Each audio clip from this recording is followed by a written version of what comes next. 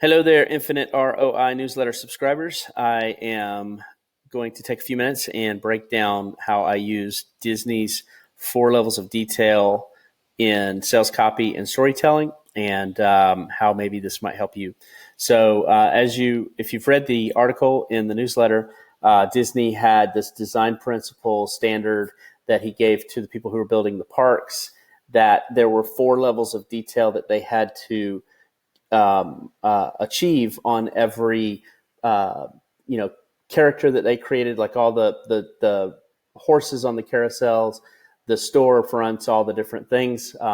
Level character, I mean, a level of detail number one is what he called map view, and that's like looking at the map from above, but also being in the park and looking at the treetop level view of the park, where you would have things that were on purpose that would jut out above the trees to create curiosity about the next section of the flywheel of the park. So it was like this a spoken wheel design, and you would see the next section of the park and have curiosity about it and want to go there.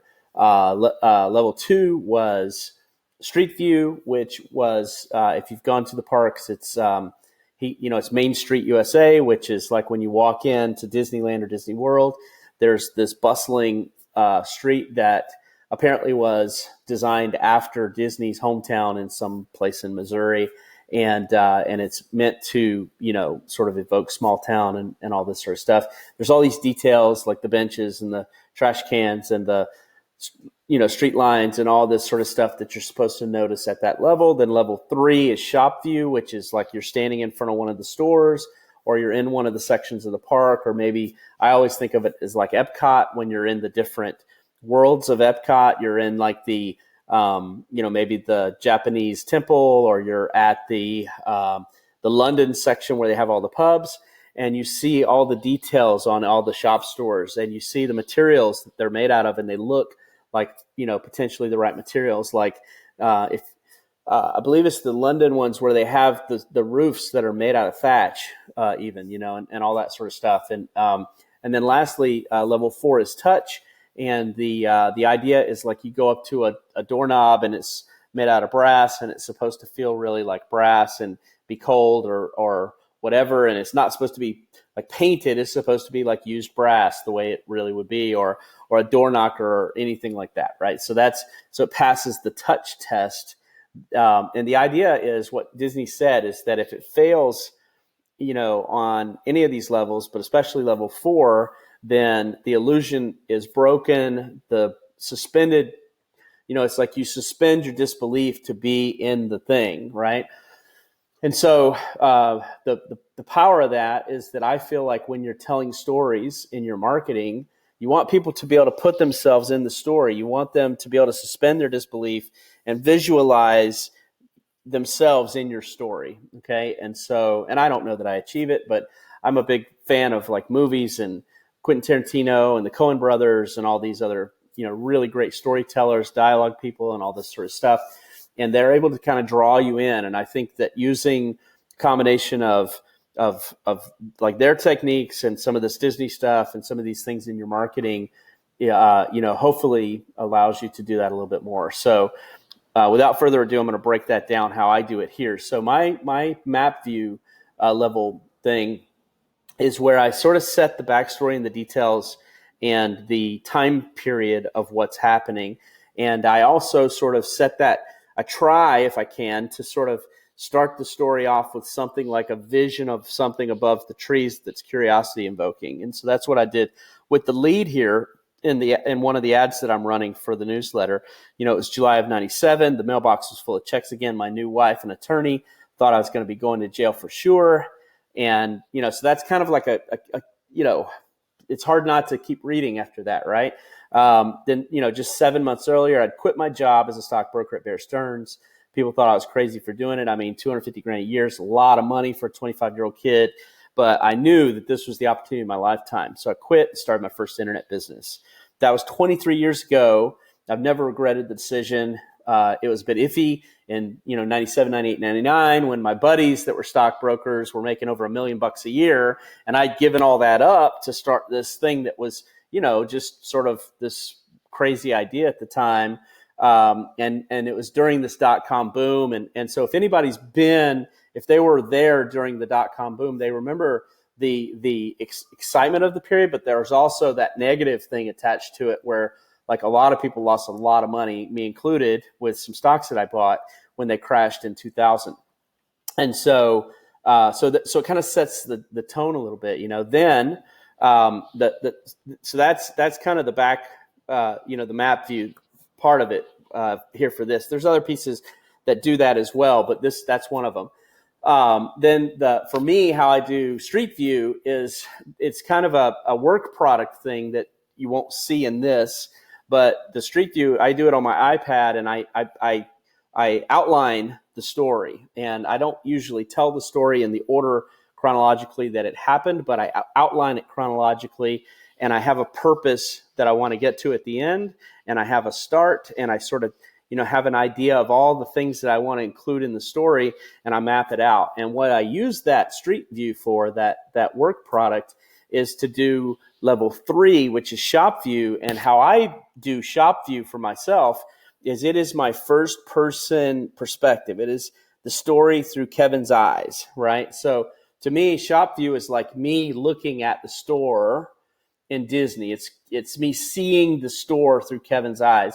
And so when I'm writing copy and telling a story, it's the same thing. This is the first person narrative that I create of the story. And I think that, I actually had a really great comment on one of these versions of the ad where a guy said, I hope to one day be able to write stream of consciousness copy like that. And I thought that was, I don't know if he meant it I think he meant it as a compliment, and I took it as a big compliment because it's this on purpose thing that I do where I tell the story through my eyes, and I do it in this sort of like rambling on purpose way that I'm just sort of like tripping through the story. And you want to do that because then it feels authentic, it feels real, and it feels like it's not like this polished choreographed video sales letter that somebody's drawing pictures to that just feels a little bit too put together. Like I want this to have a little bit of homespun, disorganized, tripping over myself feel, because what that does is it, it's like this, it's the true story and how it really happened. So I'm not just bullshitting people or anything like that. But two, it's like, there's a level of trust that goes deeper when you have the story in first person narrative like this, and you just sort of tell it. It's like I built up. So I'm telling the story. I had my first $1 million year in 2003. I ended up with an SEO firm in 2005 and 6, and hated it because we had so many employees. So I quit, and thankfully I'd sold a business a couple years earlier and had some money in the bank. Didn't have to take another, service-based business, business starting or anything where I had to sort of take clients or anything. So I just sat sort of quietly for a bit and figured out what my next move was, and built up an information publishing business to a couple $1 million a year. This was during the Tim Ferriss 4-Hour Workweek when it really first hit in 2007. I read the book, it resonated with me, and so I am one of these dumb people that just thinks that the guy's not full of shit, and I did it, and so I got it down to 1 hour a week and had a customer service girl that I was paying $5,000 a month just to answer all the emails, give the refunds, do all that stuff. All I did every day was log into my AdWords account, log into my merchant account, and log into my bank account. As long as all three of those were still running, I was happy, right? So I'm just kind of putting that story into words. I was playing golf a few times a week, playing with my kids, going fishing on the weekends, having a big time. And I, was sort of out of the game. I was retired, for a bunch of years. Then so I'm telling this story through my eyes the way. So that is the Shop View. And then the last thing is, on his is touch, right? And on mine is like the weird details. And it's all the weird things I can remember about the time and all this stuff.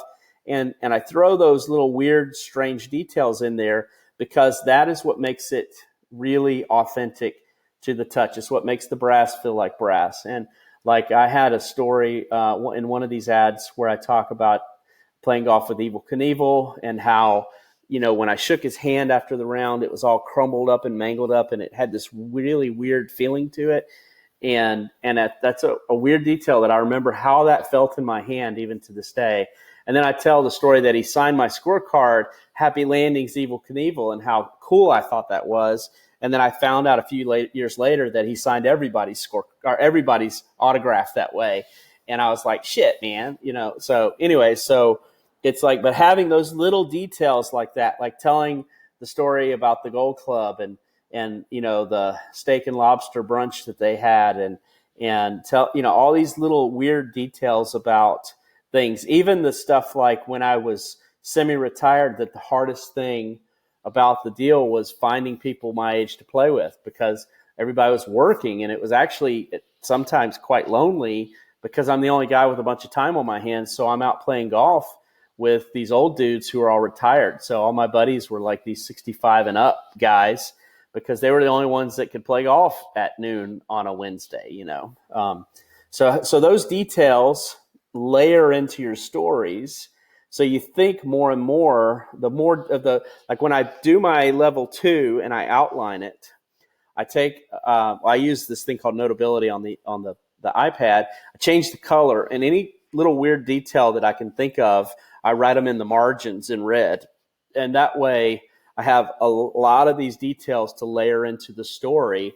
And so you end up with this sort of first person narrative copy thing that has all these strange details in it, and it's got like this flow to it. And naturally you're able to do, like people, I think they want to read stuff like that. It's like good dialogue in a Quentin Tarantino movie. People like it, And so anyways, so I did all that, and like this is just one example. I do it in the newsletters, of course. I do it. I've done it in copy now for 15 years or more. More than that, actually, more like 17 years that I've been writing copy for the long form sales letter copy. I've been doing this, and so anyways, like on this letter, what's crazy about this is, if you run any Facebook ads, that people are vicious in the comments. I mean, just like really ugly.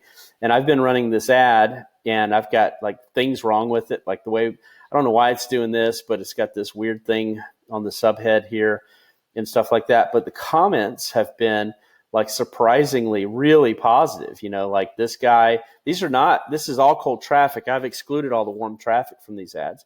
So this is like, people I don't know, I've never met before, and they're giving like good positive comments on it. The only negative comment that I've gotten is this guy says these super long posts are a huge turnoff.